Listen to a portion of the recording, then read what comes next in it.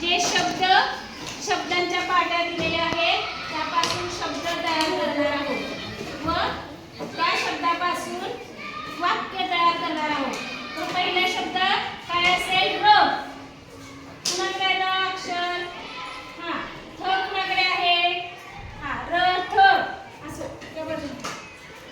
रथ. रथ. उभं राहा. कोणता शब्द तयार झालेला आहे तुम्ही सांगायचं?